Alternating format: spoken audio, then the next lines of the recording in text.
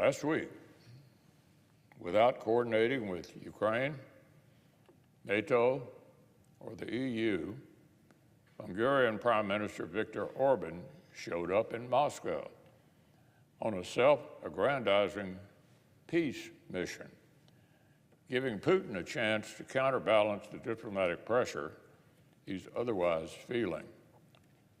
Then he took to the pages of Newsweek to accuse the alliance of seeking conflict rather than resolving it. How insidious, Mr. President. Hungary knows what Soviet repression feels like.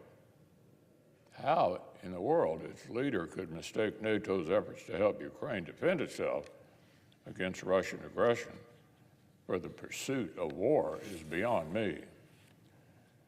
Neither Ukraine nor NATO provoked Russia into invading Ukraine in 2014.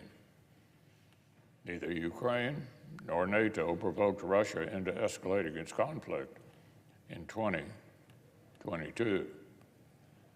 As I've said, it was the West's failure to meet Russian aggression with strength that emboldened Putin. Unfortunately, Mr. Orbán's curious soft spot for authoritarians isn't limited to the aggressor that ironically drove Hungary to join NATO in the first place. This week, he also found time to visit Beijing to reinforce what both Hungary and the PRC call, quote, an all-weather comprehensive strategic partnership. Well, Republicans in Washington, who fashion themselves both national conservatives and China hawks, should pay more attention to Mr. Orbán's actions and ask themselves if they are consistent with American interests. It's certainly difficult to explain away the data. 3 years ago, Hungary accounted for less than 1% of Chinese investment in Europe. Last year, it received more than 44%.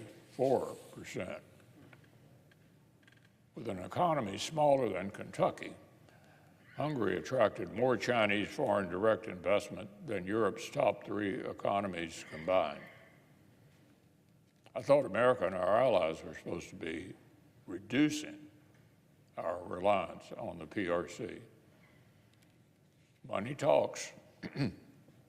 So perhaps it's not surprising that Orbán finds time to confer with President Xi, but his government has gone out of its way to slow walk European assistance to Ukraine. And it chased deeper trade ties with Iran. Budapest publicized a call between Hungary's foreign minister and his new Iranian counterpart with not a word of criticism of Tehran's support for terrorism, malign activities across the Middle East, or support for Russia's war of aggression. So much for Orbán's pursuit of peace. Madam President, the most successful military alliance in human history didn't get this way by letting dictators and theocrats eat our lunch. China hawks should be the first to discourage the expansion of PRC tools like Huawei on European soil. Friends of Israel should have no time for myths of constructive engagement with an Iranian regime that underwrites the slaughter of Jews. NATO members ought to know better, and many do, but clearly we have a lot of work still ahead of us.